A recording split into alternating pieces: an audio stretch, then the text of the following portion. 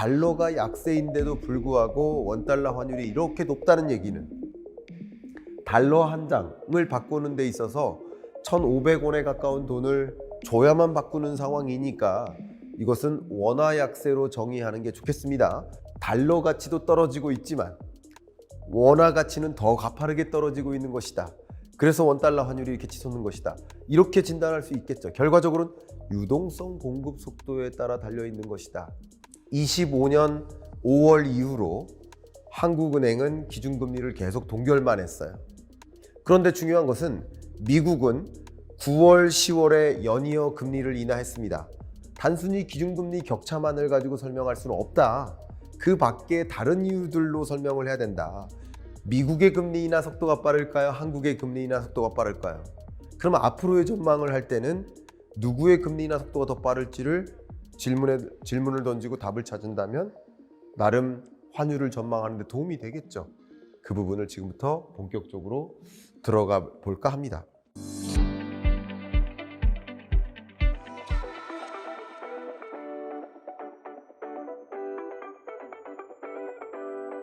네, 여러분 안녕하세요. 고환율이 장기화되고 있습니다. 고환율이 장기화되고 있는 배경은 무엇인지 그게 1번이고요. 그리고 이 고환율이 장기간 지속될 것인지 1,600원을 향해 갈 것인지 아니면 1,300원을 향해 갈 것인지 환율 전망도 필요합니다. 또 많은 분들이 다른 의견들을 갖고 있는데 정말 환율은 앞으로 어떤 근거로 어떤 방향으로 움직일 것인지 가늠해 보실 필요가 있겠죠. 그리고 이 고환율이 지속됨에 따라 우리 경제에 어떤 영향을 미치고 있는지 그것을 다 들여다봐야겠죠. 그래서 오늘은 모아보기 영상을 좀 준비를 했습니다. 이렇게 고환율이 지속되고 있는 이유, 배경은 무엇인지, 그리고 향후 환율 전망은 어떤 것인지, 그리고 이 고환율이 지속됨에 따라 어떤 우리 국내 경제에 영향을 미치는지 그 파급 영향을 정리해보는 시간을 갖도록 하겠습니다. 안녕하세요. 경제 읽어준 남자 김광석입니다. 반갑습니다. 환율 붕괴, 진짜 이유는 무엇인가? 원화 가치가 녹아져 내리고 있는데 그 원화 가치가 녹아져 내리고 있는 이 배경을 명확하게 구분 짓고 그리고 향후 환율 전망을 한번 해봐야 되겠죠. 그리고 많은 분들이 우려하는 이렇게 위기 때마다 등장하는 원화 가치 붕괴, 이러다가 IMF 외환 위기 오는 거 아닌가 하는 질문을 하십니다. 그래서 지금 이 시간부터 세 차례에 걸친 경익남 환율 붕괴의 이유 그리고 환율 전망, IMF 외환 위기 오는가 하는 진단, 이 3회에 걸친 시리즈 강의를 지금부터 시작해 보도록 하겠습니다. 한 3년 전인가요? 더 이코노미스트 표지에 이 돈의 가치가 녹아져 내리고 있다라는 표지가 실렸었는데 저는 제안을 드리고 싶습니다. 더 이코노미스트 담당자들 들으신다면 이 표지의 사진을 달러가 아닌 원화로 바꿔주시면 어떨까 부탁을 드려보고 싶습니다. 물론 이렇게 원화 가치가 붕괴된 그 배경을 나열한다면 한두 가지가 아니에요. 환율은 신도 모른다라고 하잖아요. 그만큼 어떤 환율이 결정되는 그 고려되는 배경이 너무나 많기 때문에 그 한두 가지 이유로 진단하기가 어렵습니다. 원화 가치가 붕괴된 이유를, 환율이 이렇게 높게 치솟은 이유를 지금부터 거론하라라고 한다면 10시간 걸릴지도 몰라요. 100가지 이유가 될지 몰라요. 그러나 주된 이유를 집중해서 한번 들여다봐야만 향후 이 환율이 1,600원을 향해 갈 것인가 아니면 1,350원을 향해서 갈 것인가 들여다볼 수 있지 않겠습니까? 마찬가지로 지금 환율을 논할 때 있어서 우리가 들여다봐야 될 가장 대표적인 주제는 달러 가치가 떨어지고 있는데 그런데도 원화 가치가 더 떨어지고 있는 거예요. 그러면 이 달러 하나를 바꾸는데 많은 돈을 불러야 바꿔주는 거 아니겠습니까? 그만큼 원화 가치가 떨어지고 있다라고 볼 수 있겠는데 제가 2026년 경제전망서에서 강조했었던 대주제가 사실 이 유동성이에요. 이렇게 환율이 움직이는 주된 배경을 골라라. 그것도 역시 유동성인데요. 지금부터 하나하나 본격적으로 들여다보도록 하겠습니다. 환율 불안이 최고조에 이르렀습니다. 사실 역사가 반복된다라고 생각을 하시겠지만 IMF 외환위기 때 만났던 환율이 거의 2,000원, 글로벌 금융위기 때 만났던 환율이 거의 1,600원. 근데 다시 25년 11월 말 또 12월 초 이렇게 높은 환율을 보이고 있습니다. 그런데 기본적으로 이렇게 말씀드릴게요. 과거의 환율은 1,100원 정도가 평균치였고 한번 스파이크를 탁 찍은 다음에 다시 1,100원을 향해 내려오는 모습이었어요. 글로벌 금융위기 때도 마찬가지예요. 1,100원대가 평균 환율이고 1,552원 정도를 찍고 또 다시 가파르게 내려오는 모습이었죠. 그런데 지금의 환율은 그 스파이크를 찍고 내려오는 모습이 아니라 아예 어떻게 보면 강달러가 뉴노멀이 되고 있다라고 판단해 볼 수 있겠습니다. 여기서 이 강달러는 달러 인덱스가 높다라는 의도가 아니라 원달러 환율로 봤을 때는 이렇게 높아져 있는 환율을 강달러라고 표현할 수 있겠죠. 이 표현의 의미를 좀 명확하게 짚고 가도록 하겠습니다. 오해 없으시길 바랍니다. 어쨌든 저도 그동안 말씀드렸던 것처럼 강달러 뉴노멀 현상이 있을 것이다. 강달러 뉴노멀이 형성된 거예요. 다만 이렇게 강달러 뉴노멀 형성이 되고 유독 1,500원대를 향해서 이렇게 올라가고 있는 이런 환율의 모습은 왜인 것인지 지금부터 하나하나 분석적 의견을 드려보겠습니다.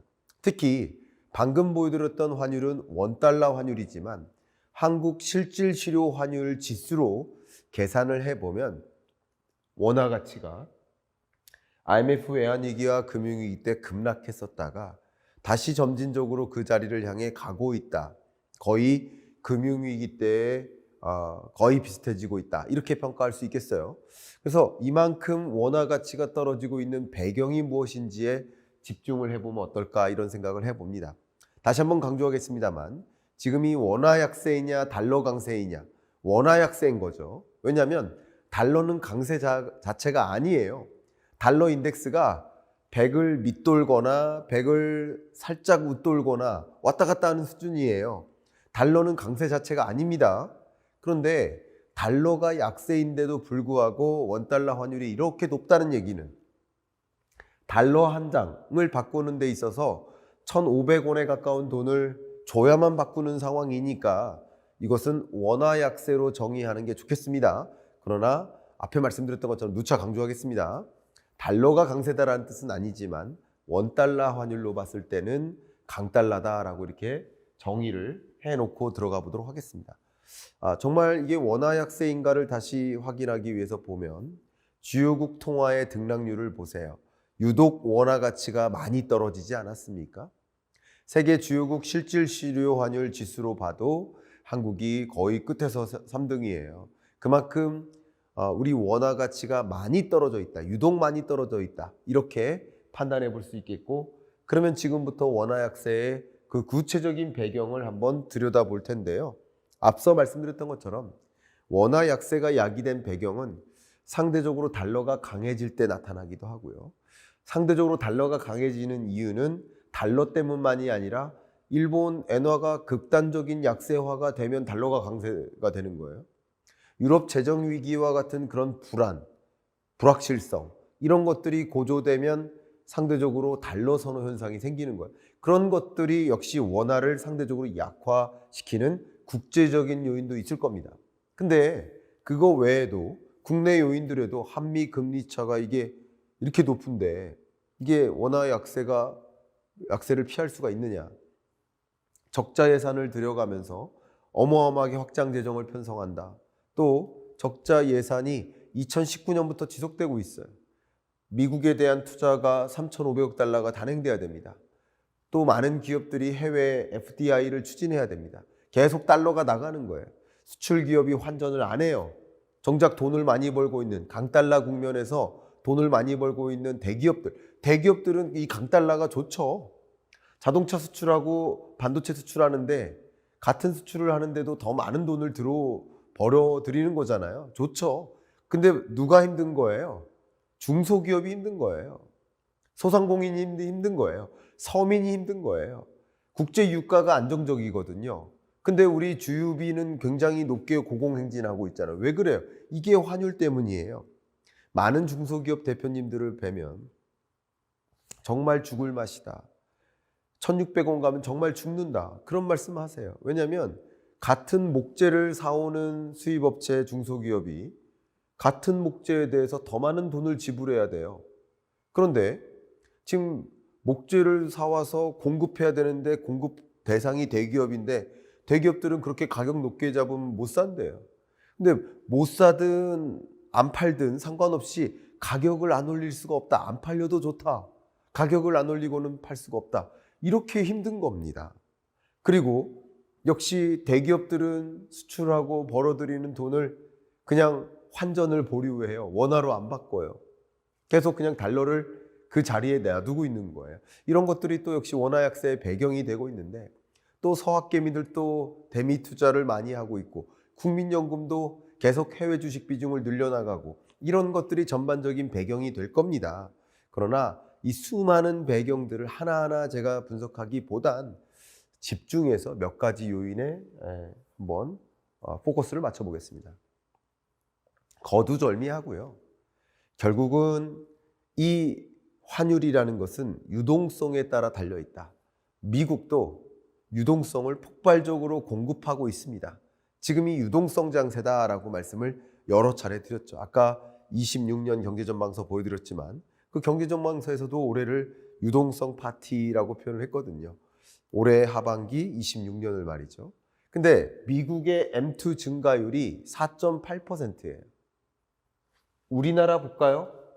우리나라의 M2 증가율, 유동성을 가리키는 M2 증가율이 9.1%예요. 미국도 유동성을 퍼붓지만 한국도 유동성을 퍼봐요. 계속 유동성을 퍼부면서 돈의 가치가 떨어지는데 누구의 돈의 가치가 더 떨어지고 있는 거예요? 한국 돈의 유동성 공급 속도가 더 빠르니까 한국 돈의 떨어지는 속도가 더 가파른 겁니다. 그러니까 왜 환율이 이렇게 높으냐? 유동성이에요. 유동성 공급 속도가 압도적으로 높기 때문입니다. 그래서 그 두 가지 그래프를 취합하면 이렇게 되겠죠. 미국의 유동성 공급도 많지만 한국의 유동성 공급 속도가 더 빠르기 때문에 원화 가치가 상대적으로 더 떨어지고 있는 거죠. 다시 말하면 달러 가치도 떨어지고 있지만 원화 가치는 더 가파르게 떨어지고 있는 것이다. 그래서 원달러 환율이 이렇게 치솟는 것이다. 이렇게 진단할 수 있겠죠. 결과적으로는 유동성 공급 속도에 따라 달려있는 것이다. 아마 이 정도 배경들을 진단하는 환율이 이렇게 급락한 원화 가치가 급락한 배경을 오늘 집중적으로 조명하고 나면 그 이유들을 바탕으로 해서 결국 환율 전망을 할 수 있겠죠. 1,600원을 향해 갈까? 1,300원을 향해 갈까? 그 질문에 대한 답은 다음 주 강의를 기대해 주세요. 아시겠죠? 시리즈 강의입니다. 자, 또 대외거래 개선세를 보세요. 무역수지 적자 아닙니다. 지금 흑자 랠리를 계속 보여주고 있어요. 무역수지뿐만 아니라 경상수지도 정말 오랫동안 흑자 기조를 유지하고 있습니다. 다시 말하면 뭐예요? 기업들이 돈을 벌어들이고 있는 거예요. 수출기업들이. 강달러가 오히려 즐겁죠. 그렇죠? 강달러가 즐거운 만큼 많은 돈을 벌어들이는데 강달러가 유노버릴 거야 라고 가정하니까 벌어들이는 달러를 가지고 들어오는 게 아니라 그냥 그대로 두는 거죠. 그러니까 여전히 달러 공급이 부족한 거라고 볼 수 있겠습니다. 대외 거래가 안 좋은 게 아니라 대외 거래는 개선세입니다. 반도체나 자동차나 IT 기기를 중심으로 해서 여전히 개선세입니다. 그게 개선세가 아니라는 게 아니지만 대기업들이 돈을 그냥 그 자리에 달러의 형태로 두고 있다. 여전히 국내에는 달러가 귀하다. 달러 공급이 부족하다. 이렇게 설명할 수 있겠습니다. 해외 투자도 중요합니다. 아까 말씀드렸던 것처럼 여러분들을 포함한 개인, 기관, 외국인 이 투자를 봤을 때 대외 주식 거래 실적을 한번 보여드리도록 하겠습니다. 매도, 매수, 순매수를 보세요. 보시는 것처럼 대외 주식 거래량이 폭발적으로 늘어나죠. 계속 매도세보다 매수세가 더 강하지만 유독 25년 하반기 들어서 순매수의 증가 속도가 굉장히 빨라졌어요. 이게 뭐예요? 여러분들, 기관과 또 개인 투자자들이 계속 해외 주식 비중, 이 대외 주식 거래 실적의 95%가 조금 넘게 약 5, 6% 정도가 미국 주식이에요. 미국 주식을 계속 늘려나가니까 결국 달러가 빠져나가는 거죠. 달러가 들어오기보단 빠져나간다. 해외 투자 증가, 여기도 이유가 되겠습니다. 또 해외 투자 증가에서 국내 주식 투자는 어떤지 한번 봐야 되겠죠. 보시니까 기본적으로 외국인들이 계속 올해 11월 들어서 팔았어요.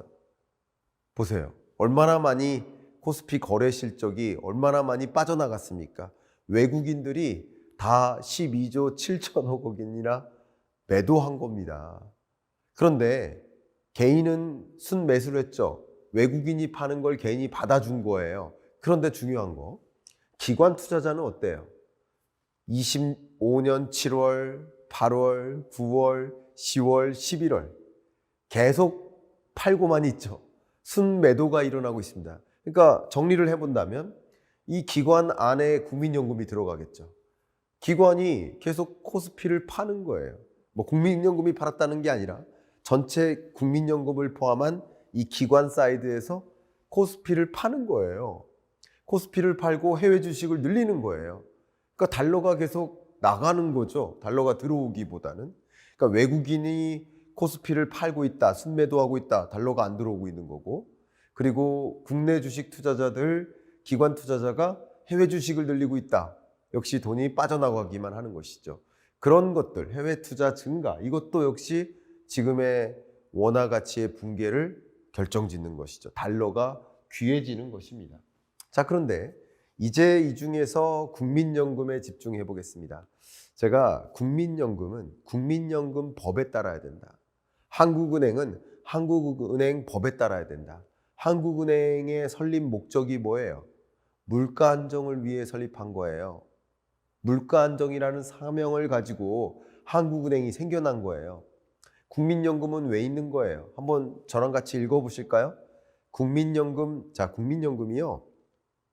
전주로 이전했잖아요. 전주의 국민연금 공단을 가면 국민연금 공단 건물이 있고 기금운용본부 건물이 거의 쌍둥이처럼 같이 나란히 있어요. 제가 가끔 강의를 가니까 잘 알고 있지만 이 기금운용본부 임직원분들에 대해서 경제전망 강의도 해드리고 합니다. 근데 이 기금운용본부는 왜 있느냐? 국민연금 기금운용위원회는 제가 한번 읽어드리겠습니다. 매년 향후 5년의 기간에 대한 자산 배분 목표를 설정하고 그 이행을 위하여 시장 전망과 연금 수급 상황의 변화를 반영하여 연간 기금 운용 계획을 수립한다. 또한 국민연금 기금운용위원회는 공단이 액티브 운용을 통해 달성해야 하는 초과 수익의 목표치를 부여하고 있으며 자산군별 위탁 운용 목표 범위를 제시합니다. 자, 제가 지금 말씀드렸던 건 뭐냐면 국민연금은 약 1322조 가량에 해당되는 이 국민연금 기금 운용액을 잘 운영해서 국민연금이 고갈되지 않도록 우리 5,200만 국민들이 노후 살아갈 수 있는 소득원으로서 국민연금을 운영하는 게 목적인 거예요. 노후 자금인 거예요. 국민연금의 목적이 뭐다? 우리 국민의 노후 자금을 제공한다. 이게 목적이에요. 그러면 그 목적에 부합하려면 이 1322조 원을 잘 운용해서 기금을 계속 불려나가야겠죠. 근데 지금 현재 어떻게 운용하고 있느냐? 1322조 중에 36%가 해외 주식이에요. 국내 채권 24%, 국내 주식 14%, 해외 채권 7%, 대체 투자가 16%입니다. 그런데 이 중에서 국민연금이 지금 25년 3분기 기준으로 1322조 원을 해외 주식, 해외 채권, 해외 대체 투자, 국내가 아닌 해외로 돌리는 돈이 58.4%예요. 1322조 중에 거의 60%가량이 해외로 나가는 거예요. 그중에 주식이 절대적이고 채권, 대체 투자로 나가고 있는 거예요. 근데 더 중요한 것은요, 25년의 계획과 26년의 계획을 비교해 보세요. 유독 국내 주식은 줄이자, 해외 주식은 늘리자가 계획인 거예요. 이해가시죠? 그러니까 앞으로의 계획도, 물론 이 국민연금의 목표는 뭐예요? 노후 자금을 더 늘리고 연금의 고갈 시점을 뒤로 지연시키는 게 목표예요. 그래서 그게 목표라고 한다면 해외 주식 비중을 늘려도 되는 거예요. 그러니까 국민연금공단이 있는 이유가, 기금운용본부가 있는 이유가 환율 안정을 위해 있는 게 아니에요. 목적은 그겁니다. 그런데 국민연금을 동원한다기보다는 국민연금의 법에 기초한 그 어떤 여러 가지 툴들이 있는데, 수단들이 있는데, 예를 들어 환해지라든가 투자 포트폴리오를 국내 주식 비중을 다 오히려 늘리는 방식으로 포트폴리오를 개선한다든가, 혹은 통화 스와프가 있어요. 국민연금과 한국은행 간의 통화 스와프를 체결한다든가, 이런 여러 가지 면에서 국민연금의 법에 기초한 어떤 정책 수단들을 활용해서 결과적으로 목표는 국민연금의 규모를 늘리는 1322조를 1400, 1500, 1600으로 늘리는 그 목표에 부합하는 범위 내에서 환율을 안정시키는 데 기능하면 도움이 되겠죠. 그러니까 이게 두 가지 목적이 상충되면 절대 안 된다. 이거는 법적으로 안 된다. 환율을 안정시키는데 국민연금이 갖고 있는 기능들을 도입할 수는 있다. 그러나 환율을 안정시키기 위해서 국민연금을 까먹어서는 안 된다. 국민연금을 늘리기 위해서라도 국내 주식 비중을 늘리거나 한다면 그것은 추천될 만하다라는 것이죠. 그런 면에서 새로운 프레임워크를 조성하고 있는데, 아직까지는 국민연금이 이 기금을 잘 운영하기 위해서 세계 최고의 실적을 내지 않았습니까? 얼마 전에. 그만큼 이걸 잘 운영하기 위해서 해외 주식 비중을 늘린다. 그리고 그것으로 인해서 원달러 환율이 이렇게 높게 치솟는다. 그러면 국민연금의 역할이 아니라 다른 기관, 정부의 다른 기능, 환율 안정 기능을 수행함으로써 하는 것이죠. 결국 뭐 하면 됩니까? 지금 여러 가지 제가 말씀을 드렸어요. 원달러 환율이 떨어진 배경들을, 원달러 환율이 치솟은 배경, 원화 가치가 떨어진 이 배경을 여러 가지로 말씀을 드렸는데, 결국 종합하면 한마디로 뭡니까? 유동성 공급 속도예요. 그럼 환율을 안정시키기 위해서는 어떻게 해야 된다는 거예요? 유동성 공급 속도를 줄여야 된다는 거죠. 그죠? 결국 이렇게 환율이 안정이 되지 않는, 불안하게 된 배경은 여러 가지가 있다라고 제 설명을 드렸고, 여러 가지가 다 지금 환율이 불안한 배경이 되는구나, 고개가 끄덕여지는 거 맞아요. 맞습니다. 그런데 그 중에서도 가장 지배적인 하나의 배경은 유동성 공급 속도에 있다. 거두절미하고 유동성 공급 속도가 줄어들면, 미국보다 속도를 줄이면 환율 안정을 만들 수 있다라고까지 의견을 드려보겠습니다. 실제 국민연금이 기금 적립 규모를 계속 늘려나가고 있어요. 잘하고 있는 겁니다. 계속 그렇게 해야 됩니다. 다만 국민연금이 갖고 있는 목적에 부합하는 범위 내에서 국민연금의 여러 기능들이 활용될 필요가 있는 것이지, 그 목적과 상충되는데 활용되면 절대 안 된다. 그게 새로운 프레임워크이다라고 요약적으로 말씀을 드려보겠습니다. 자, 이어지는 강의가 그러면 환율 전망이에요. 26년 환율은 1,600원을 향해 갈 것인가 아닌가? 그리고 이렇게 환율이 불안하면 IMF 외환위기 오는가? 이 두 가지 남은 주제는 다음 주 월요일, 또 다음 주 월요일, 매주 월요일 경익남 시그니처에서 이어지는 이 시리즈 강의를 기대해 주시길 바랍니다. 안녕하세요. 경제 읽어주는 남자 김화석입니다. 반갑습니다. 이 환율 1,600원 갈 것인가 아니면 1,300원을 향해 내려갈 것인가, 많은 분들이 궁금해하시는 대주제입니다. 이 환율 불안이 정말 해결되어야 될 텐데 어떻게 전개될 것인가, 여러분은 어떻게 생각하십니까? 자, 환율 전망해 보도록 하겠습니다. 사실 환율 전망, 환율 질문 많이 주십니다. 근데 제가 이렇게 답변 드릴게요. 저한테 묻지 마시고요, 신에게 물어봐 주세요. 환율은 사실은 신도 답변 못할 겁니다. 왜냐하면 환율을 결정짓는 변수가 너무 많아서예요. 예를 들어 볼게요. 100가지 이유 중에 하나만 댈게요. 미국 기준금리의 향방에 따라 달라요. 한국 기준금리 향방에 달라요. 그럼 그것에 따라서 원달러 환율이 달라지겠지만 또 이 달러 가치를 결정짓는 것은 일본의 금리 결정에 따라 달라요. 유로존의 금리 결정에 따라 달라요. 그러니까 이 또 금리 결정은 무엇을 고려해요? 자국의 물가 상황, 경기 상황, 금융 안정 여부, 이걸 다양하게 고려하잖아요. 이렇게 환율을 결정짓는 그 변수가 너무나 다차원적이기 때문에 환율 전망을 하기는 참 어렵다라고 먼저 말씀드립니다. 좀 핑계 좀 까는 겁니다. 근데 그동안에 말씀드렸던 것처럼, 그리고 지난주에서도 말씀드렸던 것처럼 이 환율을 결정짓는 배경들을 조합해서 어떤 분들은 1,600원 갈 것이다. 이유는 뭐다? 1,350원을 향해 내려갈 것이다. 이유는 뭐다? 그 근거를 조합해 보는 것은 도움이 되겠죠. 그래서 지금부터 저는 어떻게 생각하는지, 신은 모르겠지만, 물론 저도 장담할 수는 없지만, 저는 이 환율을 어떻게 내다보고 있는지 말씀을 드리지 않을 수가 없겠습니다. 더 이코노미스트 표지에 이것저것 다 미국으로 쏠린다라는 얘기가 있어요. 이것저것 미국으로만 들어간다. 미국으로만 투자한다. 이게 강달러가 뉴노멀이 될 것이다. 원달러 환율이 높은 채로 계속 맴돌 것이다. 추가적으로 200억 달러가량을 대미 투자를 해야 되는데, 또 많은 기업들이 해외 직접 투자를 해야 되는데, 지금보다도 더 빠른 속도로 내년부터는 달러가 미국으로 빠져들어갈 텐데, 그런데 과연 이 환율이 밑으로 내려가겠습니까? 하는 골자에 이 원달러 환율을 1,600원 갈 것이다 라고 진단하시는 그 근거도 있습니다.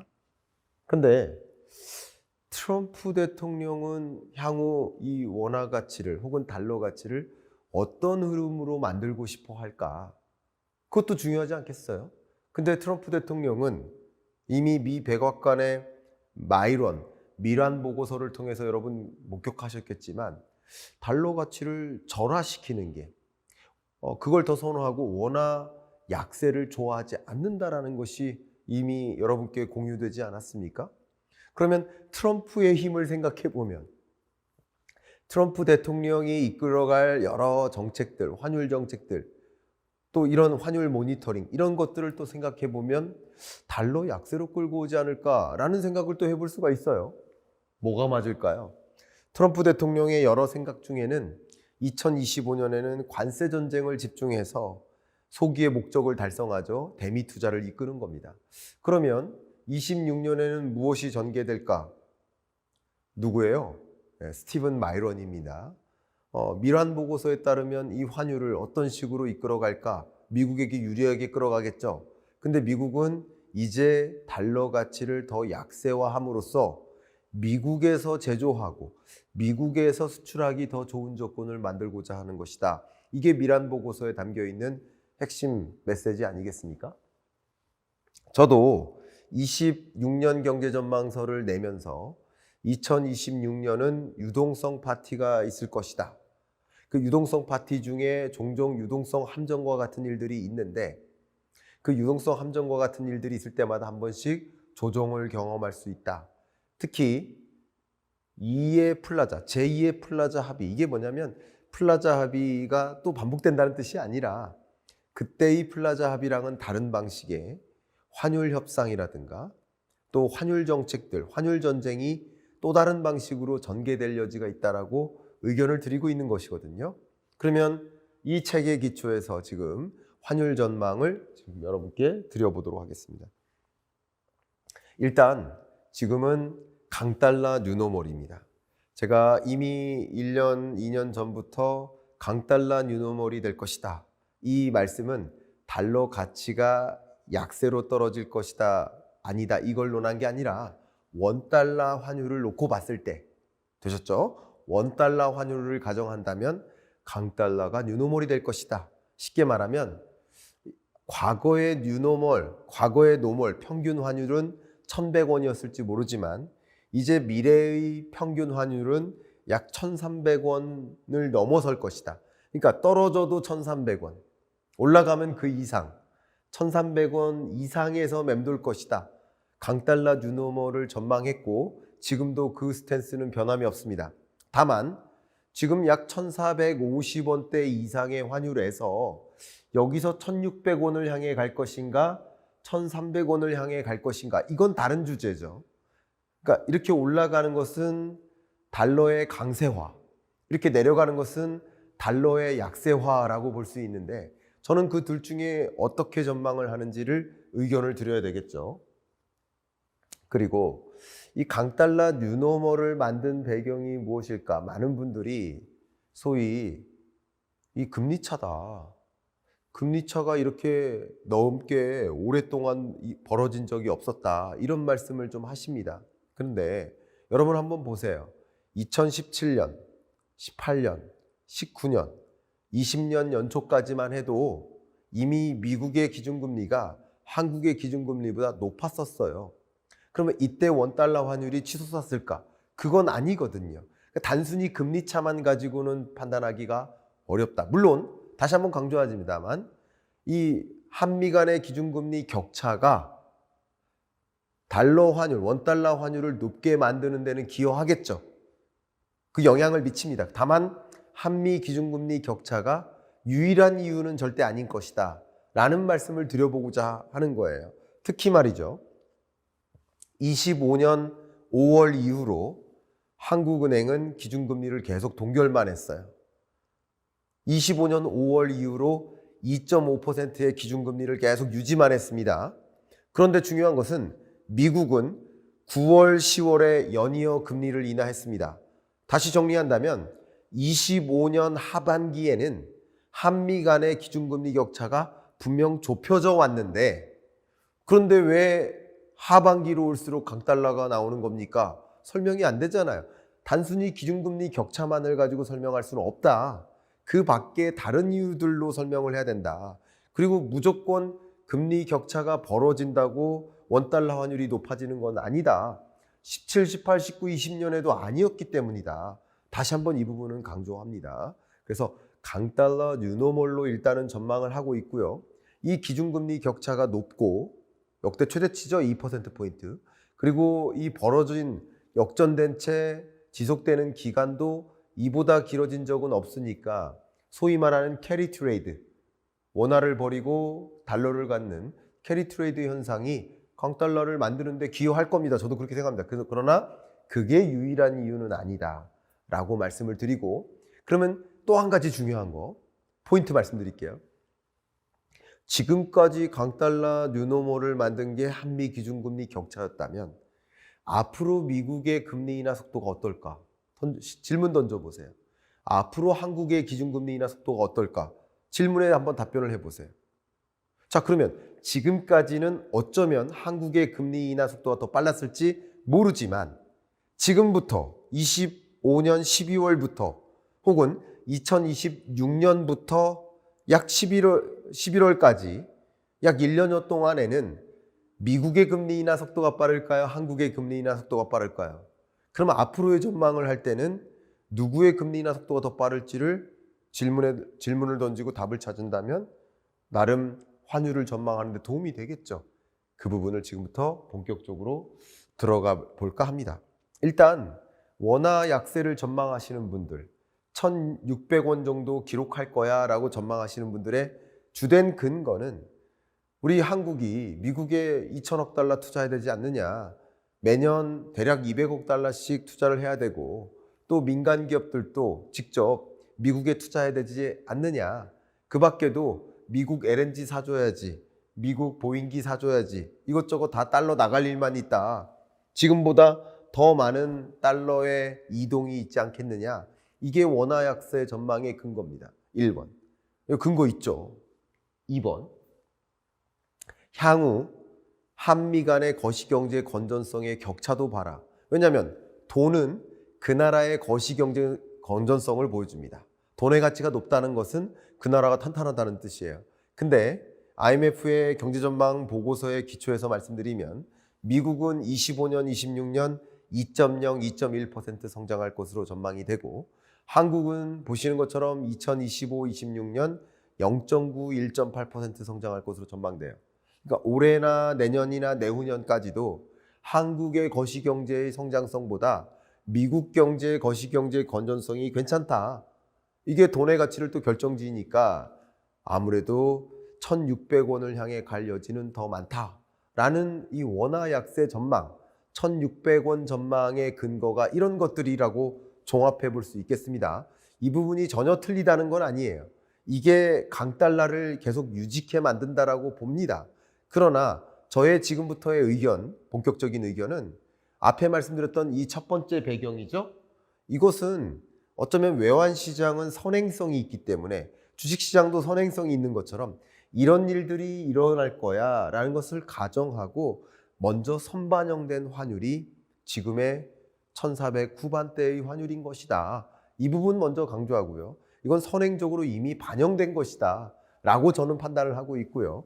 그리고 여전히 한국의 거시경제 건전성이 미국보다는 별로 좋지는 못하지만 이 회복 속도만 놓고 본다면 25년 경제가 정말 지대하게 나쁜 안 좋은 경제였고 25년보다는 기저효과와 등등에 따라서 회복 속도는 더 빠르다. 이것은 돈의 가치, 원화의 돈의 가치의 상승 속도는 더 빠르다라고 말씀드리면서 이 두 가지 근거를 일단 즉석 반박 의견을 드려보고 싶습니다.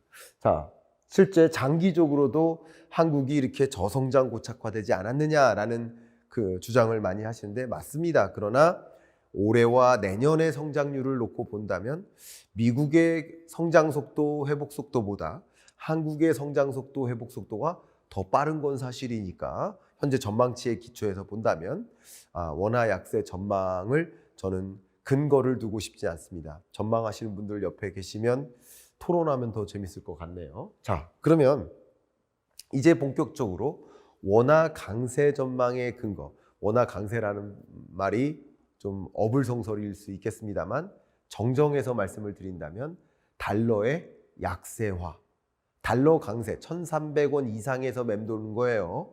강달러 뉴노멀인 거예요. 그러나 1,450원에서 1,600원을 향해 가기보다는 1,300원을 향해 갈 것이다 라고 생각하는 저의 주된 근거를 지금부터 말씀드리도록 하겠습니다. 첫 번째, 2025년은 관세 전쟁이었어요. 근데 2026년은 제가 뭐라고 말씀드렸어요? 아까 26년 경제전망서에서 관세 전쟁 다음은 환율 전쟁이다. 피터 나바로 백악관 고문이 뭐라고 했습니까? 미국으로 제조기지를 옮겨야 된다 하면서 관세 전쟁을 펼쳤고 실제 옮기는 데까지는 목적 달성을 한 거예요. 옮기기로 약속을 받은 거예요. 그러면 이제 제조기지가 미국에서 건설되는 거 더 추가적으로 그러면 제조기지가 이동하는 게 완성되면 이제부터는 뭐의 관건이에요? 관건이 뭐예요? 이제부터는 이쪽 공장과 그러니까 미국에 있는 공장과 한국에 있는 공장 중에 어디서 더 많이 생산할까? 어디서 공장 가동을 더 풀로 돌릴까? 이것의 문제인데 이 공장 가동, 제조의 문제는 그때부터는 수익성입니다. 예를 들면 삼성전자나 뭐 하나오션이나 이런 여러 기업들이 공장이 한국에도 있고 미국에도 있어요. 현대차도 마찬가지죠. 근데 어디에서 가동을 늘릴까의 문제는 수익성이 더 높은 곳에서 제조할 겁니다. 근데 그 수익성, 결과적으로 수익성을 결정짓는 중요한 변수가 뭐예요? 환율이죠. 그럼 미국의 약달러 환경이 나타나야만 그래야만 미국에서 생산하고 미국에서 수출하기 더 좋은 유리한 조건이 형성되는 거 아니겠습니까? 사실 이 관세 전쟁과 환율 전쟁을 연이어서 펼쳐나가는 주된 근거는 트럼프 대통령이 우리 무역 수지 만년 적자다. 이거 무역 수지 개선하겠다. 그게 뭐예요? 토탈 리셋 아닙니까? 제가 강조해드렸던 토탈 리셋을 추구하는 겁니다. 토탈 리셋은 이 무역 적자 나는 말도 안 된다고 생각해. 다시 무역을 균형시켜야 돼. 우리가 오히려 흑자가 돼야 돼. 하는 환경을 만들고자 하겠다. 그리고 미국에서 제조기지를 많이 이동시킨 다음에 활력 있게 가동을 높인다면 고용 창출이 다시 야기되기 때문에 트럼프 대통령으로서는 중간선거 앞에다 두고 전략상 아주 유리한 거죠. 그러니까 환율 전쟁은 이제 어떤 식으로 전개될 것이다? 관세 전쟁 이후는 달러화의 약세를 유도할 것이다. 그게 이미 26년 경제전망서에서 네 번째 챕터죠. 제2의 플라자 합의에 담겨 있는 것이고, 이 제2의 플라자 합의는 이미 제가 여러분께 여러 차례 보여드렸던 스티븐 마이런의 밀환 보고서에 담겨 있어요. 이게 계획인 거예요. 지금까지는 계획대로 다 이행되고 있어요. 그럼 환율 전쟁이 전개될 텐데, 자료 보시는 것처럼 이미 한국과 미국은 재무당국 간 환율 정책 합의를 발표했습니다. 환율 정책 합의의 내용이 뭘까요? 원화 약세를 원하지 않는다. 얼마 전 구윤철 경제부총리가 국회 기재위에 참석해서 의원의 질문에 대해서 답을 할 때 이 원화 약세를 미국도 원하지는 않을 거라고 생각한다라고 얘기한 바 있어요. 이게 굉장히 중요한 관전 포인트예요. 자, 그러면 원화 강세 전망의 근거는 이제 환율 전쟁이 전개될 것이라고 보는데, 그 환율 전쟁은 과거의 플라자 합의 때처럼 다자간 접근은 아니다. 다 모여놓고 사진 찍으면서 일본 엔화 강세로 만들어, 이런 방식이 아니다. 밑에 보여드리는, 제가 여러 번 보여드렸습니다. 일방적 접근이라고 할 수 있는 외환보유고 사용료에 대해서 이거 사용료 내야 돼. 혹은 금 비축 규모를 좀 줄이고 외채를 좀 매입해. 미국 외채를 좀 매입해. 예를 들면 이런 종류의 접근을 통해서 달러 가치를 좀 떨어뜨리기 위한 노력을 할 것이다. 그게 미국의 제조기지를 적극적으로 가동시키고 운영하는 데 유리할 것이다. 그럼 어떤 식으로 전개될까? 관세 정책은 계속됩니다. 가져가는 겁니다. 근데 거기에 외환 정책이 맞물리는 거예요. 거기에 규제 완화, 에너지 정책까지 만들면서 미국에서 제조하기 더 좋은 조건을 만드는 거고, 거기에 연준의 금리 인하를 추가함으로써 상대적으로 약달러를 만들 수 있는 것이다. 그래서 결과적으로는 강달러에서 혼조세를 거쳐서 약달러로 통화 재균형이 이루어질 것이다. 그러면 이제 원화 강세 전망의 두 번째 근거로서 유동성 공급 속도 혹은 피벗 속도를 제시하겠습니다. 제가 지금 환율 전망을 하는데 시리즈로 이어지는 강의예요. 지난 221화 경인남 시그니처 강의에서 제가 이렇게 원화가 약세화된 그 배경이 무엇이냐, 원달러 환율이 붕괴된 배경 종합을 해봤습니다. 그 종합을 했었던 영상을 안 보신 분은 꼭 보시길 바라고, 그 배경을 진단하고 이번 시간이 전망을 하는 거고, 그리고 이어지는 다음 시간이 정말 이 환율로 인해서, 원화가 붕괴됨으로 인해서 IMF 외환위기 오는가에 대한 진단을 해보고자 하는 겁니다. 그래서 이번 두 번째 강의인 거니까 그걸 꼭 보시길 바라고요. 일단 설명을 드리겠습니다. 그 지난 강의 때 뭐라고 말씀드렸냐면, 유동성 공급 속도가 한국이 미국보다 압도적으로 빠르다. 한국의 유동성 공급 속도가 미국의 유동성 공급 속도보다 빠르기 때문에 미국도 유동성 랠리지만 한국도 유동성 랠리다. 근데 한국의 기울기가 더 가파라요. 그러니까 달러 가치도 떨어지고 있지만, 달러 약세죠. 그렇지만 원화의 약세는 더 빨리 진전되는 것이다. 그러면 이건 지금까지 1400 후반대의 환율을 결정짓는 배경이었다면 앞으로 어떨까를 봐야 돼요. 그런데 26년에는 트럼프 대통령이 중간 선거를 앞에다 두고 유동성을 본격적으로 폭발적으로 증대시킬 것이다 라고 보고 있고, 백악관 해시 위원장이 경제자문위원장이죠. 이분을 굳이 한국식으로 표현해 보면 대통령실 정책실장 정도 될 것 같습니다. 이분이 만약에 지금 연준 의장으로 거론되고 있는데, 연준 의장이 되면 금리 인하 속도를 어떻게 할까요? 자, 보세요. 25년 말까지는 미국보다 다른 나라들의 금리 인하 속도가 더 빨랐었어요. 스위스 제로 금리, 스웨덴 1.75, 유로존 2.15, 캐나다 2.25, 한국 2.5. 다른 나라들의 금리 인하 속도가 더 빨랐었어요. 다른 말로 말씀드리면, 다른 나라들은 이제 금리 인하 뭐라고 해야 될까, 사이클이 거의 끝나가는 거예요.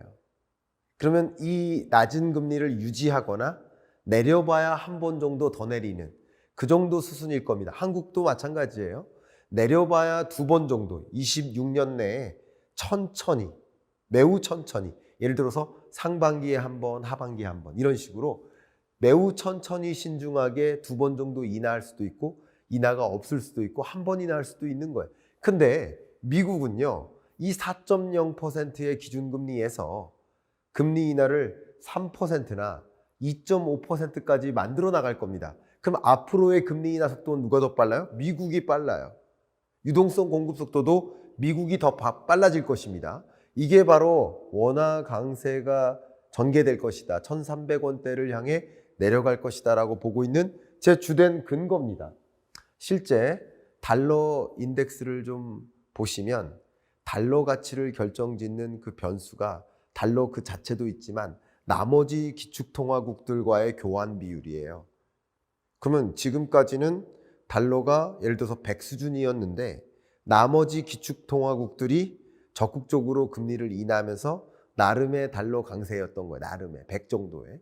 그런데 이제 이들 국가들은 추가 금리 인하가 없다시피 하고 미국은 추가 금리 인하가 가파르게 단행된다면 이제 달러 인덱스는 더 떨어질 여지가 있겠구나, 이렇게 판단해 볼 수 있겠죠.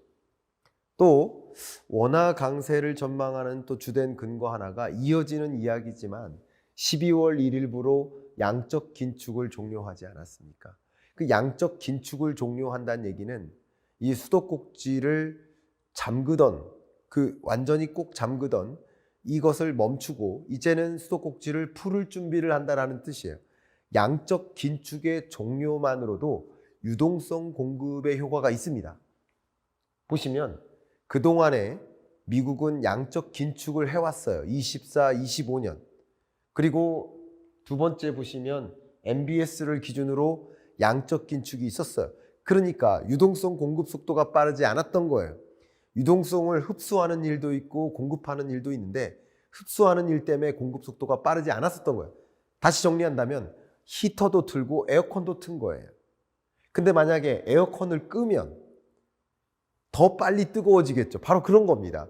양적 긴축 종료만으로도 유동성 공급 효과가 있다. 근데 여기를 넘어서 양적 긴축을 종료하고 나면 상황을 봐가면서 인플레가 야기되지 않는구나라는 것을 판단한다면 언제라도 양적 완화 스탠스로 넘어갈 수도 있는 겁니다. 저의 의견은 파월 연준 의장의 임기가 끝나면 트럼프 대통령이 중간선거 전략으로서 양적 완화도 점진적으로 시작할 수 있지 않을까, 이런 생각도 저는 하고 있습니다. 원화 강세를 전망하는 주된 근거는 제가 그토록 말씀드렸던 중간선거 전략하에 있습니다. 중간선거 전략을 위해서는 어쨌든 물가 안정을 그때까지 확실히 만들고, 물가 안정을 만들었다는 얘기는 높은 금리를 유지할 필요가 없어지니까 본격적인 금리 인하가 시작되는 겁니다. 4에서 2.5나 3을 향해서 본격적인 금리 인하가 시작되면 돈의 가치가 더 빨리 떨어지고 달러 가치가 빨리 떨어지고, 그러면 나머지 자산 가치가 올라가는 거 아닙니까? 주식 가치, 코인 가치, 부동산 가치가 올라가는 거 아닙니까? 그걸 디베이스먼트라고 제가 말씀을 드렸죠. 그 디베이스먼트가 트럼프 대통령의 중간선거 전략이라고 말씀드리지 않았습니까? 결국 그렇게 해야 3억 5천만 유권자들이 공화당을 지지하고 싶어지게 될 수 있지 않을까? 그것이 결국은 달러 가치를 더 약세화하게 만드는 배경이 될 것이다 라고 보고 있습니다. 자, 이렇게 원달러 환율을 전망함에 있어서 1,600원을 향해 갈 것인가, 1,300원을 향해 갈 것인가, 오히려 지금 환율 붕괴된 배경들 때문에 1,400원대로 올라선 것이고, 이제 앞으로는 유동성 공급 속도와 금리 인하 속도와 양적 긴축 종료와 이런 것들이 맞물리면서 상대적으로 달러 약세화를 유도하는 것이, 그게 트럼프 대통령의 청사진이 아닌가. 여러 가지 환율을 결정짓는 변수는 너무 많아요. 만약에 전쟁이 당장 터지면 이런 전망 다 필요 없이 원달러 환율은 거의 1,600원을 향해 갈 겁니다. 근데 그런 여러 가지 변수가 없다라는 전제하에서 환율 전망을 해본다면 원화 가치를 추가적으로 약세화하는 요인들도 분명히 있지만 원화 가치를 그거보다는 더 약세화하지 못하게 만드는 또 다른 요인도 있다. 그 힘 중에 저는 이 오른쪽 힘이 더 강하게 작용될 것이다 라고 보고 있기 때문에 1,300원 중반대를 향해 내려갈 것이다. 강달러 뉴노멀이겠지만 달러의 약세화는 전개될 것이다. 이렇게 종합 의견을 드리겠습니다. 안녕하세요. 외국인 주식 자금이 최대 규모로 유출된 그 시점을 지나고 있습니다. 또 외국인 자금이 최대로 유출되기도 하고 또 우리 개인 투자자들은 최대 규모로 해외 투자 비중을 늘려나가고 있고 뭐 개인뿐만 아니라 기관, 국민연금 할 것 없이 다 마찬가지니까요. 그런 것들이 결국 원화 폭락을 만드는 몇 가지 요인 중에 하나 아닌가. 몇 가지가 아니라 뭐 100가지 요인 중에 또 하나가 아닌가 이런 생각을 해볼 수 있는데 어쨌든 이렇게 외국인 주식 자금이 최대로 유출되는 배경은 강달러가 지속될 거야. 원화 가치는 계속 약세일 거야. 라는 환율에 대한 일종의 전망 혹은 전제의 기초에서 한국 투자하지 말자. 돈 빼자 하는 움직임이라고 볼 수 있겠는데 그렇게 원화 가치가 떨어져 있고 원화 폭락 자체가 굳어지게 되면 그만큼 외국인 자금이 11월에 역대 최대치로 빠져나갔는데 앞으로도 더 빠져나갈 수도 있죠. 또 국내 개인도 해외 투자를 더 늘려나갈 수도 있죠. 그러다 보면 우리 한국 경제는 어떻게 될까? 라는 것을 일종의 연구자로서의 고민도 물론 있고 그렇다고 해서 투자자들에게 그렇게 투자하지 마세요라고 제안할 수도 없는 거니까 굉장히 조심스러운 말씀이지만 이 이야기 외국인 주식 자금 최대 규모로 유출되고 또 이 원화 폭락 자체가 아예 굳어져 버리면 더 위험한 일이 전개될 텐데 하나하나 어떤 배경에 있는지 팩트 중심으로 먼저 말씀드리고 가도록 하겠습니다. 원달러 환율이 높게 유지되는 그 배경은 그냥 단 한 가지 이유만 있는 것은 아니다. 정말 수백여 가지의 요인들이 복합적으로 작용해서다. 그럼 복합적으로 어떤 요인들이 작용했는지 하나하나 설명해 보도록 하겠습니다. 일단 외국인 투자 자금이 이탈해서다. 이것도 한 가지 요인인 거죠. 국내 코스피를 거래하는데 우리 개인은 많이 샀어요. 그죠? 근데 외국인은 이렇게 많이 팔았습니다. 14조 7천억 원이나 순매도했습니다. 근데 14조 7천억 원이나 순매도한 이 외국인의 거래는 사실 이 코스피 거래 실적을 놓고 봤을 때 역사적으로 가장 강한 속도로 떨어진 겁니다. 코로나19 때도 외국인 자금이 빠졌고 미국의 관세 분쟁이 있을 때 역시 금리 인상 우려가 있을 때 미 모기지 시장 붕괴 사태가 있을 때 그때도 한국으로부터 주식 자금이 빠져나갔는데 25년 11월만큼 강하게 빠져나간 적이 없었다. 이건 팩트죠. 외국인 자금의 투자 자금 이탈.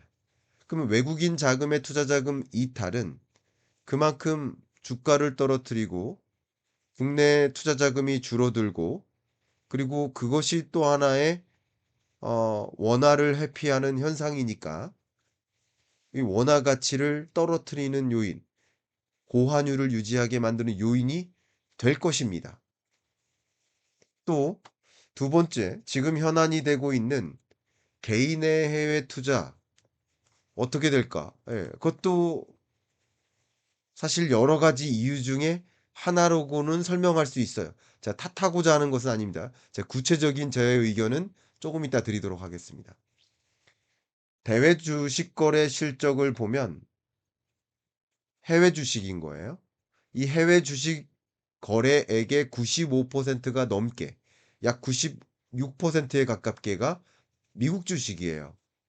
근데 미국 주식을 순매도하는 것이 거의 사상 최대치죠. 보시는 것처럼. 네. 규모로 보면 잔액을 봐도 그렇고요. 순매수 규모를 봐도 그렇고요. 그죠? 자, 그런데 재밌게도 10월이 고환율이었어요? 11월이 고환율이었어요? 10월보다 11월이 고환율이죠. 근데 10월의 순매수보다 11월의 순매수가 적어졌어요. 그래프로 보시면 오히려 10월이 더 순매수가 많았다고요. 그러니까 순매수가 그러니까 개인의 해외 주식 투자 비중이 이렇게 늘어난 현상, 10월, 11월 들어서 늘어난 현상. 네, 이것은 소위 이 고환율을 만드는 데 기여했다고는 봅니다. 제가 그게 기여가 없다고 보진 않아요. 그런데 그냥 개인의 해외 주식 투자만 가지고 쏙 뽑아서 논해 본다면 그러면 10월에 더 강달랐어야죠. 10월에 환율이 더 높았어야죠. 11월에 환율이 더 높잖아요. 그쵸? 이것만 봐도 여러분이 그래프로 눈으로 보셔도 그렇고 그렇죠? 실제 규모로 봐도 순매수 규모로 보나 해외 주식 투자 잔액을 보나 그렇죠? 그러니까 일견 기여는 했겠지만 이게 절대적인 이유라고 표현할 수는 또 없겠다라는 뭐 의견을 드려봅니다. 세 번째, 기업이에요. 자, 지금 계속 주체별로 나열하는데 외국인도 한국 주식을 계속 매도해서 고환율을 만드는데 기여했다. 뭐 개인도 해외 주식 비중을 늘림으로써 강달러, 원달러 환율을 높게 만드는데 기여한 건 맞다. 그죠? 그리고 세 번째 주체를 보겠습니다. 기업도 지금 적자가 아닙니다. 무역 흑자 기조가 굉장히 오랫동안 장기간 이어지고 있어요. 그죠? 지금 2년 한 8개월, 9개월 연속으로 흑자 기조가 이어지고 있습니다. 그러면 무역 수지가 흑자면 또 다른 측면 경상수지로 봐도 경상수지 흑자 기조가 23년 4월 이래로 계속 이어지고 있어요. 그러면 이 얘기는 곧 국내 기업들이 특히 대기업들이 수출 기업들이 정말 많이 수출해서 돈을 벌고 있는 건 맞아요. 그러면 경상수지가 흑자이면 무역수지가 흑자이면 이 환율을 안정화시키는 데 기여해요. 그만큼 많은 달러를 가져오니까. 근데 이 기업들이 말이죠. 수출해서 벌어들인 돈을 그 달러를 한국으로 가지고 들어오지 않는 거예요. 그 계좌에 남겨놓는 거예요. 왜?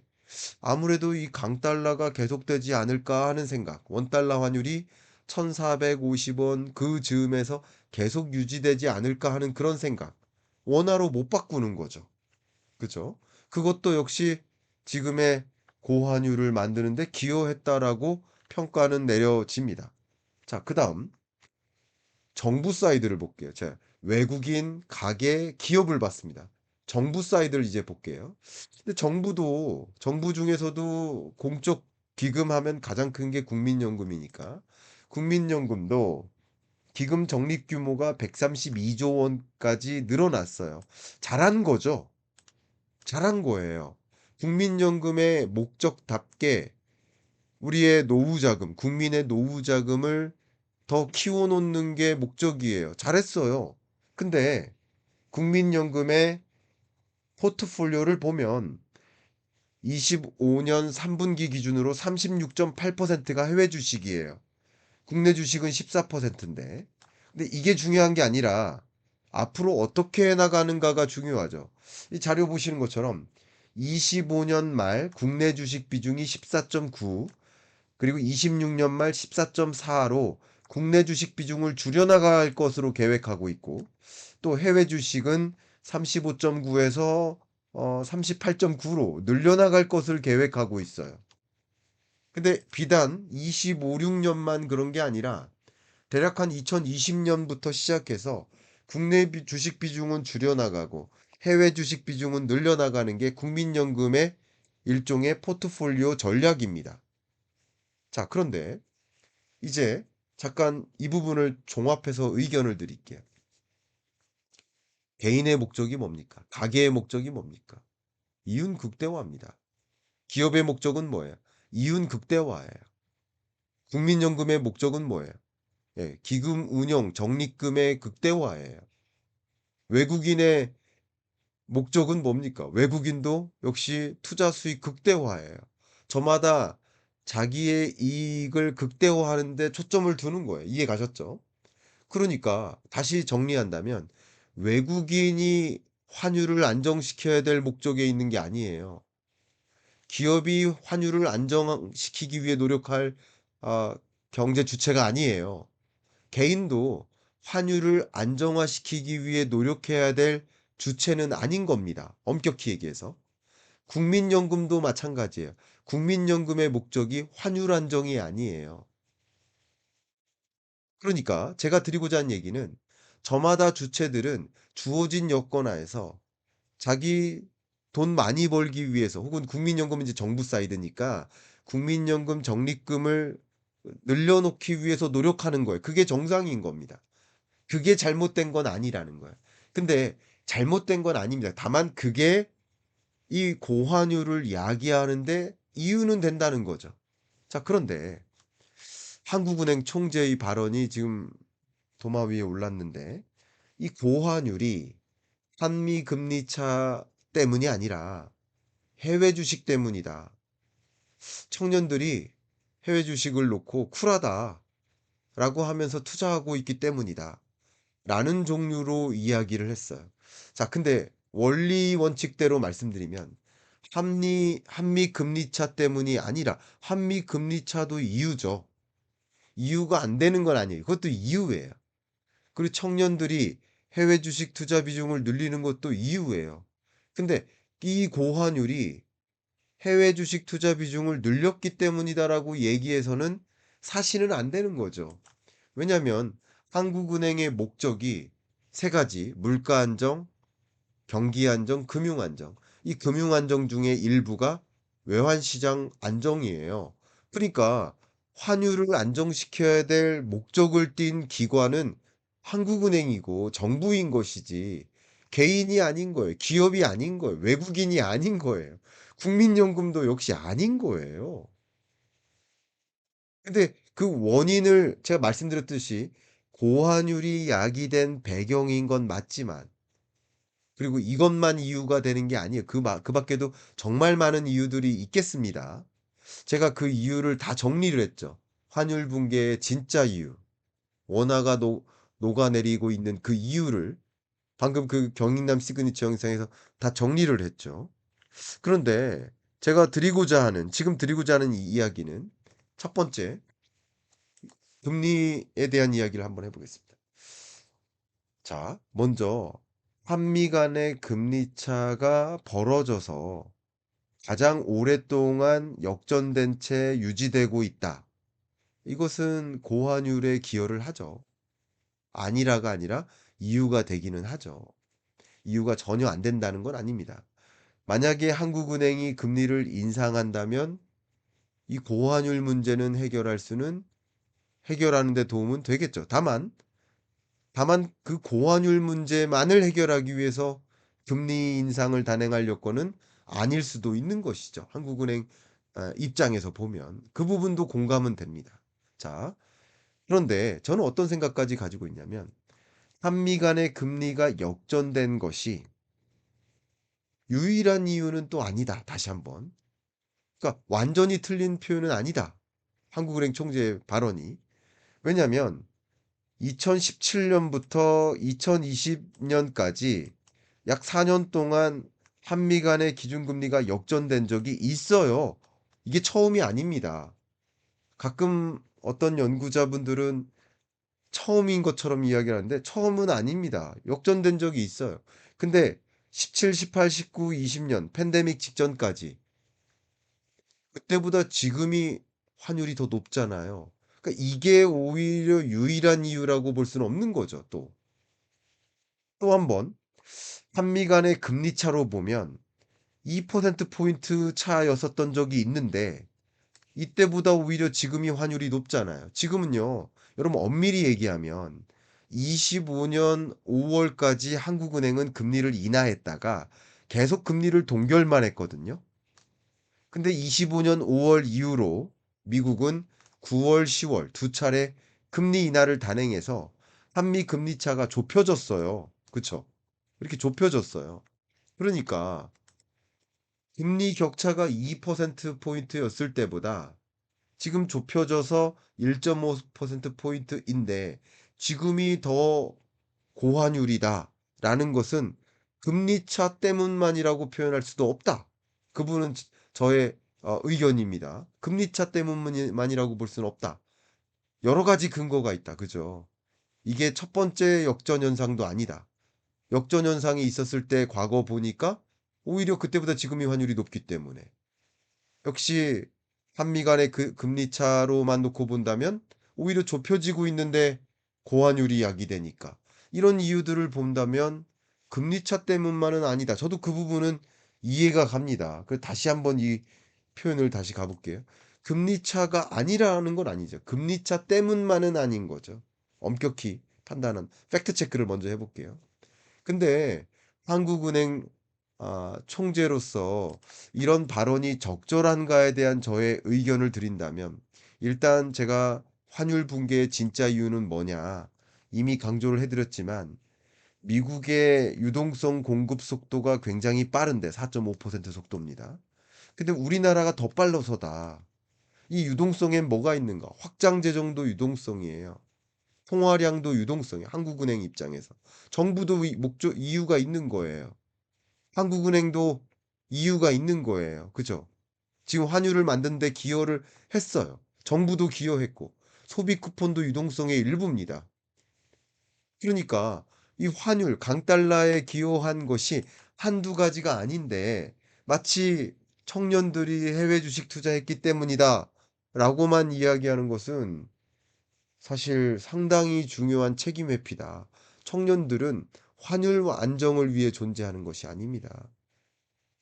가계, 기업, 정부, 각자 경제 주체는 각자 경제 주체마다의 소기의 목표가 있어요. 그 목표를 이루기 위해서 노력하는 거예요. 근데 저는요, 통화 정책의 독립성과 딜레마라고 표현을 했는데요. 이 부분을 제가 어떤 의견을 갖고 있는지 설명을 잠깐 드리면, 저도 제 카카오톡 아이디를 인디펜던트 뷰로 갖고 있어요. 경제 정책에 대해서, 정부의 정책에 대해서 정치적으로 견해를 갖고 진단하지 말자. 독립성인 거예요. 근데 한국은행의 독립성에 대한 의미를 제가 생각하는 뭐 개똥 철학이지만 제가 생각하는 작은 철학으로 의견을 드린다면 한국은행의 독립성은 정부가 한국은행의 금리 결정에 개입해서는 안 된다 하는 의미도 있지만 개인의 투자 의사 결정에 기업의 경영 의사 결정에 역시 개입해서도 안 돼요. 이게 무슨 말이냐면 경제 여건을 보고 그 경제 여건은 가계 기업 정부가 경제 활동을 하면서 형성된 경제 활동이에요. 경제 활동 상황을 지켜보면서 물가 상황, 또 경기 상황, 외환 건전성 상황 이런 여러 가지 것들을 보면서 적정한 통화량과 적정한 금리를 결정하는 게 한국은행의 독립성의 의미라고 저는 생각해요. 그러니까 이 고환율이 야기된 사실상의 책임은 한국은행과 정부인 것이지. 왜냐하면 외환 건전성을 유지하기 위해 노력해야 될 주체는 한국은행과 정부니까. 그런데 기업이 수익을 기업은 영리를 극대화해 이윤을 극대화하기 위해서 이 강달러가 지속된다면 고환율이 지속된다면 당연히 원화로 안 바꾸고 계좌에 그냥 놔둬야겠죠. 달러를 해외에 그대로 둬야겠죠. 개인도 이렇게 고환율이 지속된다고 한다면 환율 보세요, 여러분. 과거와 다릅니다. 이렇게 피크를 찍고 떨어지는 게 아니라 아예 1,450원 정도를 어, 도래해서 유지되고 있는 모습이잖아요. 그러니까 이렇게 유지되는 모습을 보면 개인도 해외 주식 투자하는 게 맞겠다라는 판단을 할 수 있는 것이죠. 국민연금도 기금 운용을 더 잘하기 위해서는 당연히 해외 주식 비중을 늘릴 수 있는 것이죠. 기업도 역시 그렇게 할 수 있는 것이죠. 그런데 한국은행 입장에서는 그런 현상까지 감안해서 적정한 환율을 안정화시키기 위한 대응책, 정부도 금융대책을 마련해야 되는 것이죠. 하는 것이 저의 기본적으로 깔려 있는 생각입니다. 굉장히 조심스러운 의견일 수도 있고 발언일 수도 있지만, 다만 또 역시 여러분들이 유튜브 같은 곳에서 많이 보실 때 소위 유튜브에서 전문가라고 이름하시는 분들이 둘로 가려져 있어요. 둘로 나뉘어져 있어요. 투자에 대해서 조언하는 전문가, 그리고 한국 경제가 어떠해야 된다라는 것을 조언하는 일종의 학자. 이 두 가지가 달라요. 그러니까 투자적으로 조언한다면 해외 주식 비중 늘리세요. 외국 주식 사세요. 라고 할 수도 있겠지만, 또 학자라고 한다면 투자적인 조언을 하기보다는 한국 경제를 걱정해서 여러분, 어, 한국 주식을 늘려야 됩니다. 국민연금도 한국 주식 모두가 제가 사실 얼마 전 백분 토론에 나가서 가계 가계와 그러니까 개인과 기관과 외국인이 모두가 한국 주식을 늘려 나간다면 코스피 5천 나올 수 있다. 뭐 그게 목적이라면 그리고 그런 흐름이라고 국민연금이 독립성 있게 스스로 판단해서 한국 주식 비중을 늘린다면 그죠? 외국인도 스스로 판단해서 한국 주식 비중을 늘린다면 정말 최고의 코스피 시나리오가 전개될 수는 있다. 근데 그것을 공산주의 사회도 아니고 강요할 수는 없는 것이다. 라는 의견을 드리고 싶습니다. 정말 다양한 의견은 있는데 이 정도로만 저는 의견을 드리겠습니다. 어쨌든 개인이 자, 이렇게 하면 돼요. 한국은행의 독립성이라는 것은 저는 계절을 보고 보일러를 틀지 에어컨을 틀지를 결정하는 거예요. 왜 계절이 가을이 왔냐, 겨울이 왔냐, 봄이 왔냐, 계절을 탓하면 안 돼요.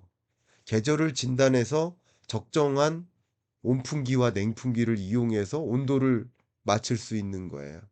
마치 개인한테 왜 투자하냐라는 조언은 적절치 않아 보인다. 그리고 학자가 외국 투자를 늘리세요라는 표현도 어쩌면 적절치 않을 수도 있겠다. 근데 투자를 조언하는 분들은 뭐 그럴 수도 있다.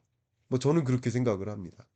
굉장히 조심스러운 표현인데 저는 그런 의견을 뭐 의도껏 드려보도록 하겠습니다. 근데 제가 지금 마지막으로 드리고 싶은 이야기가 뭐냐면 이 고환율이 지속되게 되면 어떤 문제가 있을까? 정말 국내 수출 기업들, 주로 수출 기업들의 역할은 대기업이에요. 주로 수입 기업의 역할은 중소기업이에요. 물론 반드시 그런 건 아닙니다. 대기업도 수입을 합니다. 근데 중소기업들은 수입업체 역할을 많이 해서 대기업에게 부품이나 원자재를 공급해 주는 역할을 하죠. 그러니까 주로 수입을 전담하듯이 하는 역할은 일률적으로 나눌 수는 없지만 중소기업이 더 그렇습니다. 그러면 반도체 기업, 자동차 기업, 뭐 스마트폰, 가전제품, 디스플레이 수출하는 주력 수출 품목 수출하는 대기업들은 이 강달러 지속되는 과정에서 고환율이 지속되는 과정에서 엄청난 수익을 영위합니다. 돈을 안 가지고 올 뿐이죠. 그러니까 우리가 걱정할 것은 수출의 걱정은 아니에요. 이 수출은 오히려 감사한 거예요. 굳이 따진다면. 근데 중요한 것은 뭐냐면 국내 내수 경제입니다. 여러분 놀라지 마세요. 지금 국제 유가가 떨어지고 있어요. 그리고 국제 유가는 역사적으로도 떨어지고 있어요. 국제 유가가 떨어지는데 또 보시면 천연가스도 떨어지고 있어요. 근데 아시아 휘발유는 상승하죠. 물론 한국 휘발유는 유독 더 강하게 상승하죠. 왜 그래요? 환율 때문이에요. 환율이 높다 보니까 더 많은 돈을 주고 원유를 사오는 거예요. 자, 이게 가계의 부담으로 가겠죠. 물가 상승 압력으로 가겠죠. 고환율이 지속된다면 물가 상승 압력이 되고 서민의 굉장히 힘든 시간을 또 가져오게 만듭니다. 또 중소기업들은 저도 얼마 전에 정말 많은 중소기업 대표님들 배웠는데 정말 힘들다고 하십니다. 이 고환율이 더 지속되면 이거 어떻게 하란 말인가? 수입을 안 할 수가 없어요. 수입을 안 하자니 수입을 하는데 가격을 안 올릴 수가 없어요. 근데 대기업들은 가격 올리지 말라고 압박하고 있어요. 안 올리면 못 팔아요. 손해 보고 팔 수는 없잖아요. 그러니까 이 중소기업들은요. 굉장한 고충입니다. 정말 굉장한 고충입니다. 그러니까 이 중소기업이 힘들고 서민이 힘들고 이렇게 힘들어지는 과정이에요. 더군다나 그럼 이렇게 고환율이 지속되면 외국인 투자자들은 한국 주식을 안 사겠죠. 개인도 외국 주식 비중을 오히려 늘리고 한국 주식을 안 하는 경향성이 있겠죠. 달러 표시 자산을 선호하게 되겠죠. 고환율이 지속된다면. 그럼 어떤 일이 있어요? 우리나라 주식 시가총액의 규모가 쪼그라들고 기업들은 신규 투자를 국내에 못 해요. 자금이 다 빠져나가니까요. 안 들어오니까. 한국은행의 전망에 기초해서 말씀을 드려보면 26년 한국 경제는 이 설비 투자, 핑크색 보세요. 설비 투자의 기여도가 완전히 쪼그라든 채 회복되기 어렵다라고 보고 있어요. 24년, 5년의 핑크색의 사이즈보다 줄어들죠. 그러니까 이게 무슨 말이냐면 설비 투자가 있어야 신규 고용이 창출되고 신규 고용이 있어야 청년들에게 일자리가 주어지는데 고환율이 지속되면 어찌할 수가 없어요. 그러니까 뭐 솔직히 말씀드리면 뭐 정부 입장에서는 한국 주식 비중을 늘렸으면 좋겠다. 외국 주식 투자 안 했으면 좋겠다. 학자들 입장에서도 한국 경제를 위해서라면 네, 한국 주식 비중 늘렸으면 좋겠다. 해외 주식 비중 줄였으면 좋겠다. 라는 이야기를 분명히 할 수 있다고 생각합니다. 입장에서는. 그러나 어떻게 해야 되는 거예요? 그럴 만한 여건을 만들어 줘야죠. 한국 주식에 투자했을 때 더 많은 수익이 기대된다라고 전망케 해 줘야죠. 그럼 국민연금은 자동적으로 한국 주식 비중을 늘리겠죠. 개인도 왜 해외 투자 비중을 늘리는 겁니까? 한국에서는 기회가 없을 거라고 가정하고 늘리는 거 아니겠습니까? 그러니까 역시 한국 투자자에게도 한국 주식 비중을 늘려라 하는 사인을 줘야 되죠. 근데 제가 맨 앞에 보여드렸었던 그래프 있죠. 그 그래프 제가 다시 한번 보여드렸습니다. 여러분 오해하지 마시라고요. 우리 개인은 말이죠. 제가 이거 좀 지워서 다시 보여드릴게요. 개인은 여기 보세요. 코스피 거래 실적에서 11월까지도 늘렸어요. 이런 국면에도 늘렸어요, 이미. 그러니까 여러 가지 여건만 더 개선된다면 개인은 해외 주식 비중만 늘리는 게 아니라 한국 주식 비중도 많이 늘렸다라는 거예요. 개인이 한국 주식을 늘리지 않았다면 이 코스피는요, 완전히 쪼그라들었을 겁니다. 외국인도 팔고 개인도 팔았다면. 방금 근거가 나왔잖아요. 그렇게까지 제가 말씀을 드립니다. 국민연금도 계속 팔았거든요. 11월에도. 그러니까 의견을 드린다면 우리가 이 고환율이라는 문제를 대응에 나서야 되는데 그 탓을 서로만 하면 안 되겠다. 같이 뭔가의 방향성을 모아가였으면 좋겠다. 그리고 이럴 때일수록 뭐 청년 탓, 개인 탓 이렇게 하지 말고 더 정부가 또 통화 당국이 적정 환율을 또 만들어내기 위해서 더 고군분투하고 했으면 좋겠다. 역시 외환 건전성을 추구하는 것은 개인이 아니라 정부다. 개인이 아니라 한국은행이다. 라는 말씀 강조해서 드립니다. 환율 전망 궁금하실 텐데요. 환율 전망에 대한 이야기는 제가 이 다음 주 월요일이에요. 다음 주 월요일, 그러니까 12월 8일 저녁 6시 시그니처 영상에서 공식적으로 제 환율 전망 말씀드리겠습니다. 그리고 12월 월간 어, 오프라인 세미나를 개최합니다. 제가 매월 개최하고 있는데요. 12월에도 개최하는데 12월 27일입니다. 선착순 20명에 한정해서 여러분을 모실까 하는데요. 오피셜 클럽 회원들은 당연히 자동 참석이 되겠습니다. 그렇게 보시겠고요. 그리고 여러분들 26년 경제전망서에서 말씀드렸던 이 유동성과 그 유동성이 결정짓는 환율, 그리고 26년 환율은 어떻게 전개될지 26년 경제전망서를 통해서 좀 확인해 보시면 어떨까 추천 의견 드립니다.